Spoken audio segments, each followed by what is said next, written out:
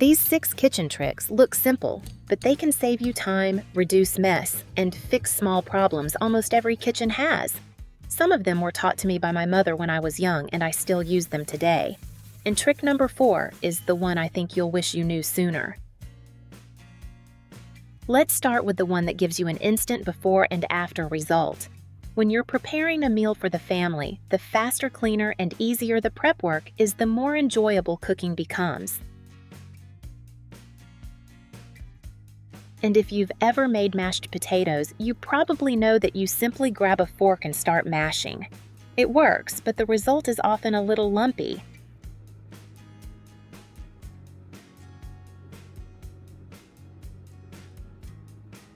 Instead, try this simple trick. All you need is a fine mesh strainer and a clean drinking glass. Place the cooked potato on top of the strainer. Then, take the bottom of the glass and gently press down on the potato. If the potato has been cooked properly, it will be very soft and easy to work with. As you press, the potato passes through the fine mesh, creating a texture that's much smoother than anything you can achieve with a fork.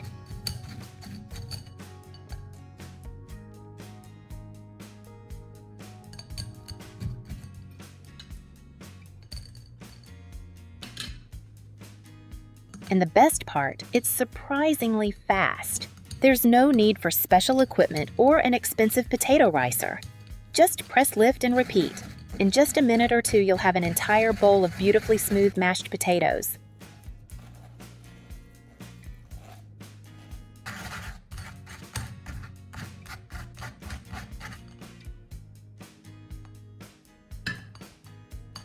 Look at the difference. The texture is light, fluffy, and completely free of lumps. By the way, I'd love to know where you're watching from today. What city or country are you in? Leave a comment below, and let's see how many different places we can connect from around the world. Now that the potatoes are smooth and ready, it's time to turn them into something even more irresistible.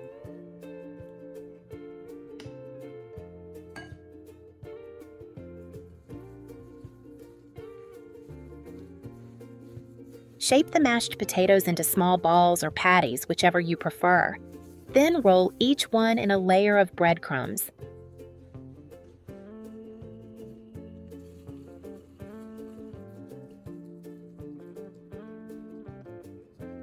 Once they're coated carefully, place them into hot oil. Fry until each piece is evenly golden brown on all sides.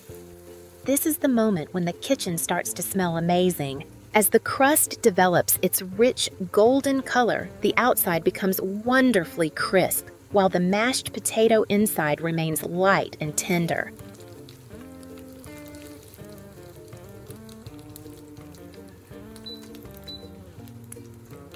But before you pour out that cooking oil, here's another useful tip.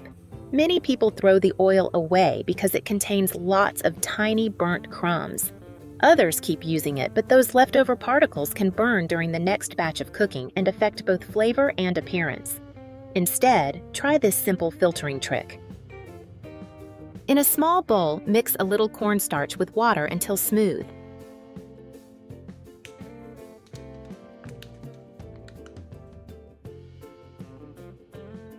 Then carefully pour the mixture into the warm oil. Something interesting begins to happen.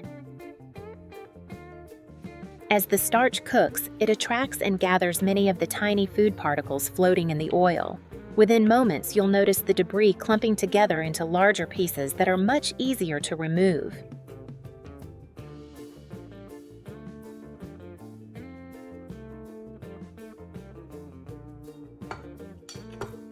The oil will look noticeably cleaner and clearer. This can help reduce waste and save money.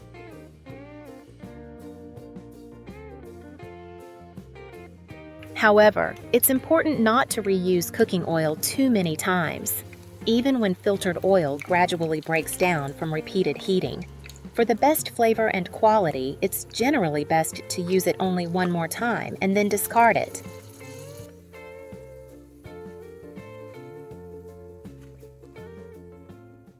Now that the cooking is done, it's time to tackle the pile of dishes waiting by the sink.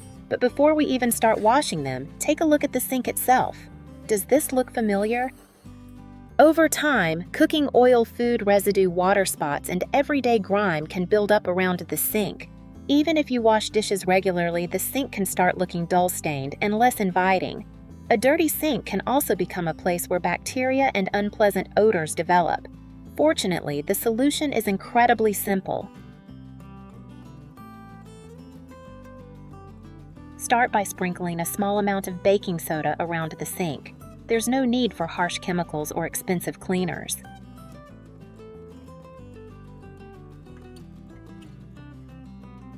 Next, take half of a fresh lime and use it like a scrubbing tool. Rub the cut side directly over the baking soda, working your way around the entire sink. As the lime juice mixes with the baking soda, something wonderful happens. The mild abrasive action of the baking soda helps lift grease stains and stuck-on residue, while the natural acidity of the lime helps break down mineral deposits and food buildup. At the same time, the fresh citrus oils leave behind a clean, refreshing scent. Keep scrubbing for a minute or two, paying extra attention to any dull or stained areas.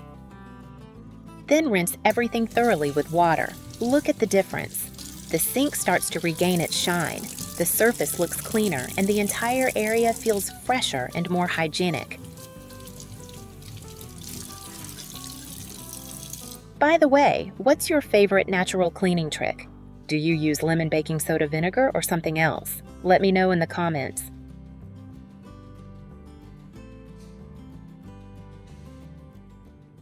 Here's another simple trick that becomes incredibly useful right in the middle of cooking. Imagine you're baking, making pancakes, or preparing a batter and you need to sift flour. Sounds simple enough, but as soon as you start shaking, the sieve flour seems to end up everywhere.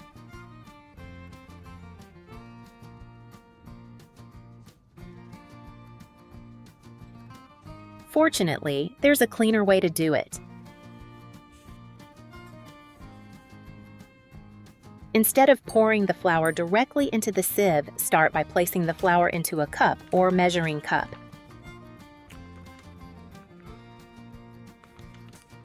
Now take the sieve and place it upside down over the top of the cup. Hold them together securely and turn everything over. From here, simply rotate the cup gently in a circular motion while the flour passes through the mesh. Instead of shaking flour in every direction, the flour falls exactly where you want it to go. Keep rotating until all of the flour has passed through.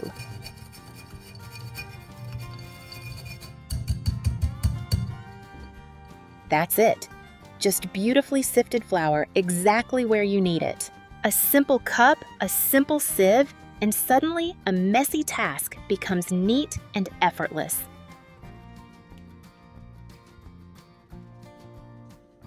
Here's another kitchen trick that's especially useful if you enjoy making large pancakes, omelets, or savory egg dishes.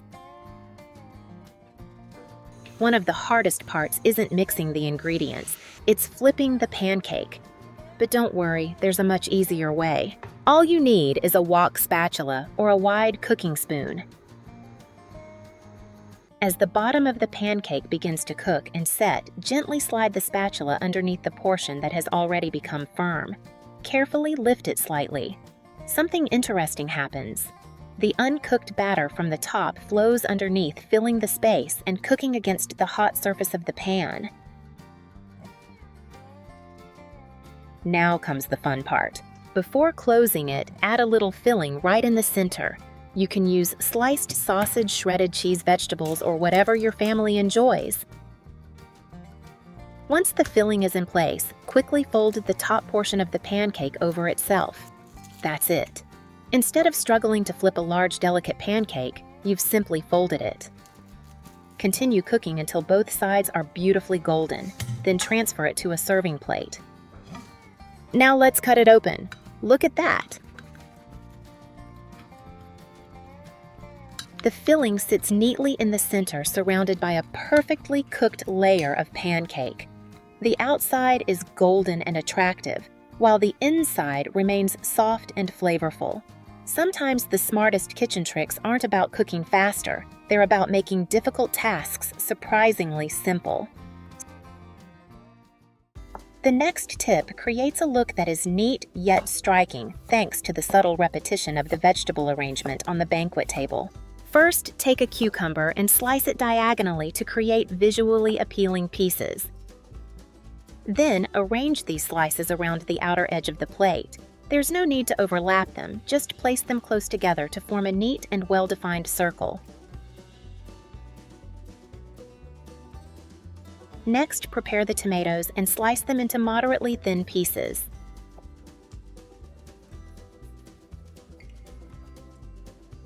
Place each tomato slice on top of each cucumber piece. This creates a beautiful color combination between green and red, making the plate look fresh and eye-catching. For the next layer, go back to diagonally cut tomatoes as before.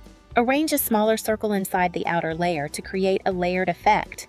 Repeating the cutting style and arrangement helps the overall presentation look more balanced and intentional.